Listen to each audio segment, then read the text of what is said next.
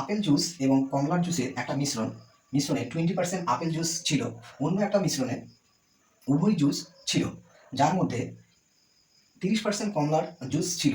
দুটি মিশ্রণ একটি নির্দিষ্ট অনুপাতে মেশানো হলো, যার ফলে তৈরি নতুন মিশ্রণে আপেল জুস এবং কমলার জুসের অনুপাত হলো 4:3। নতুন মিশ্রণে প্রথম মিশ্রণ এবং দ্বিতীয় মিশ্রণের যথার্থ অনুপাত কত? তো এটা হচ্ছে নাম্বার 4। এটা একটা অ্যালিগেশনের অঙ্ক, ইম্পর্টেন্ট।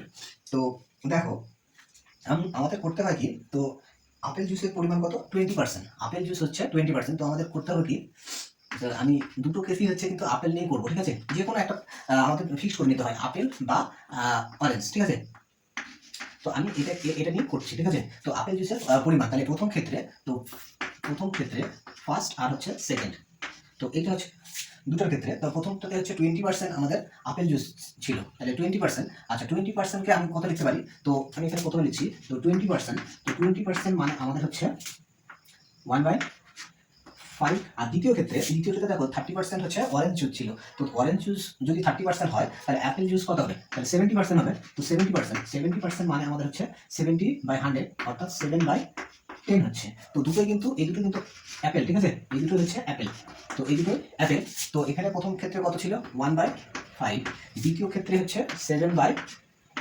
আচ্ছা, এখানে মিন ভ্যালুটা লিখতে হয়। তো মিন ভ্যালু এখানে কত হবে? তো মিন ভ্যালু এখানে আমাদের হচ্ছে জুসটা এমনভাবে তৈরি করা হচ্ছে যেন আপেল জুস এবং কমলার জুসের অনুপাত, ফাইনাল অনুপাত হচ্ছে 4:3 হবে, আপেল আর অরেঞ্জ। তো এটা হচ্ছে আপেল আর অরেঞ্জের অনুপাত এটা।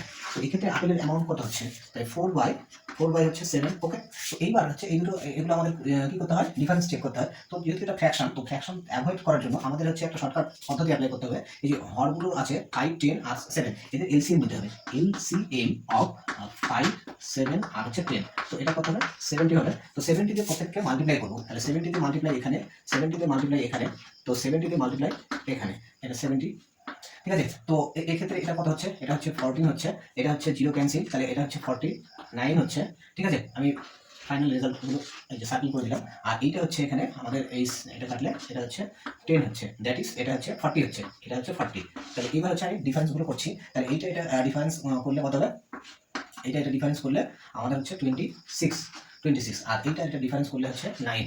এটা ডিফারেন্স করলে এখানে 9। তাহলে ফাইনাল যে মিক্সারটি হবে, নতুন মিশ্রণ, সেই মিশ্রণটার অনুপাত, মানে প্রথম মিশ্রণ 9 আর দ্বিতীয় মিশ্রণ 26 অনুপাতে মেশাতে হবে। তাহলে এক্ষেত্রে আমাদের প্রথম মিশ্রণ এবং দ্বিতীয় মিশ্রণের অনুপাত 9:26।